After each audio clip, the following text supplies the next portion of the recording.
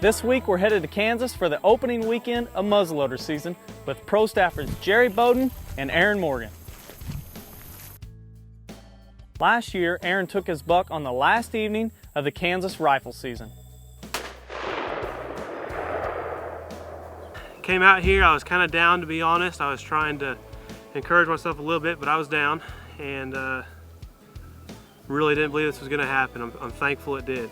Fast forward to this week, it's the opening weekend of muzzleloader season, and Aaron's running the camera for his partner, Jerry Bowden. We're curious to see if late season Aaron will bring any success to Jerry on his opening day. Growing Deer TV is brought to you by Bass Pro Shops, also by Reconics, Trophy Rock, Eagle Seed, Nikon, Winchester, Scentmaster, Dead Downwind, Antler Dirt, Lacrosse Footwear, Whitetail Properties, Blood Sport Arrows, Outdoor Edge Knives, Flatwood Natives, Morel Targets, Caldwell, Hooks Custom Calls, Montana Decoy, Summit Tree Stands, Drake Non-Typical Clothing, House Lubricator Products, LEM Game Processing, G5 Broadheads, Prime Bows, Redneck Hunting Blinds. It's September 19th, muzzleloader season in Kansas. It's my first day hunting. We got in a little bit late, but it was cool front. It's moving everything perfectly. Right now we've got 3 younger bucks out on the field. Looks like 2 of them are probably 3. One of them's pretty tempting, but he's too young. But we've got a couple hours before dark. This should be a really good hunt. Wish us luck. Now some hunts have all sorts of footage of a big buck coming in, but you know what? That just doesn't always happen. And on this hunt, it happens fast, just like you're getting ready to see. Suddenly something spooks the deer on the far side of the field and all heck breaks loose.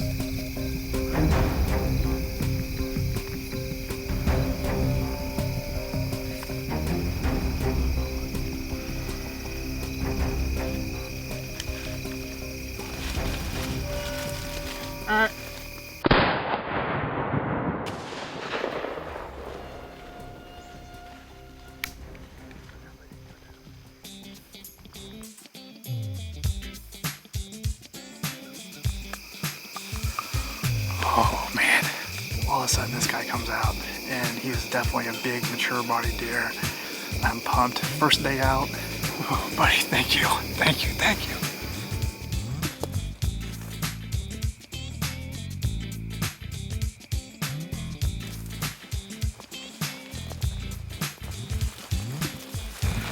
Holy cow. Look at the size of this body, dude. Oh. What do you think, man? How about that? Come look at the size of this deer. It's heavy. Got some cool character. That's awesome, bud. That's how it happens sometimes. Jerry had to make a quick call to harvest this buck, and it was probably the right decision. Looking at the most recent trail cam images of this buck, he's got those short looking legs, big thick brisket, and overall a huge body. These are all great indicators of a mature buck. Overall, looks like Jerry made a great call, and we're happy for his success. As every successful hunter knows, the work doesn't stop here, so it's time for Aaron and Jerry to get to work with the Outdoor Edge knives. Congratulations, you guys, on a great start to the season.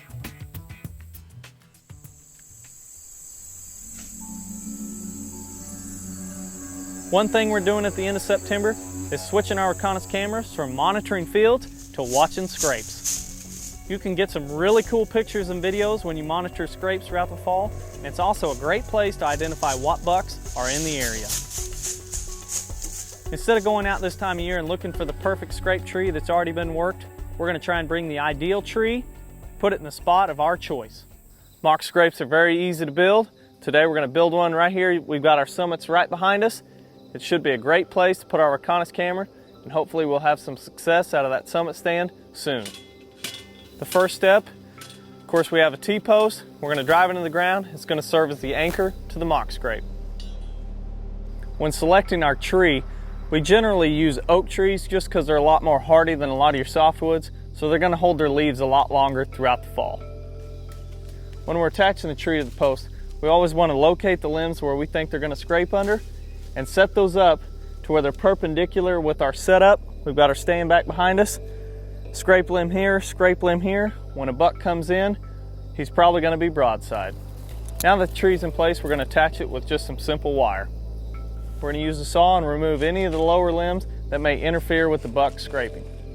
Now that all the lower limbs are removed, we're going to go ahead and remove all the debris from underneath them, go ahead and clear it out to bare dirt, and start the scraping activity.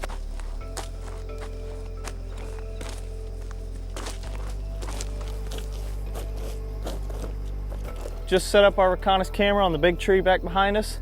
It's overlooking the scrape and the field. We've got acorns falling.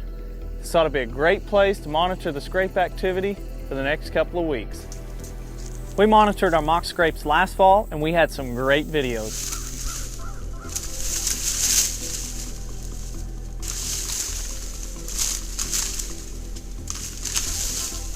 Stay tuned in to our social media pages throughout the fall. We'll be sharing a lot of cool pictures and videos of our encounters at our mock scrapes.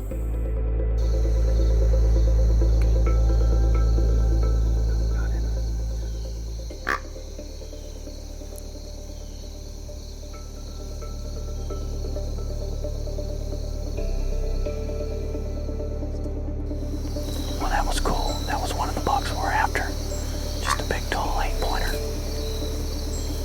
There's an even bigger one in here that we'd really like to see, and it's a great big 10-pointer. They've been running together a lot this summer. The last pictures I had, they'd split up, but they were only a few hours apart, so hopefully that means that other big 10-pointers in the area, hopefully will come by tonight. Opening week of archery season started off great for the Growing Deer team. We saw a lot of deer and we had some great encounters. Ooh, that's a nice view. After that week, the conditions have turned unfavorable for deer hunting, so we've had to step away to avoid spooking or alerting any deer. Back here at 50 yards, obviously I'm probably not going to take a shot at deer at 50 yards, but I do like to shoot there when I'm practicing.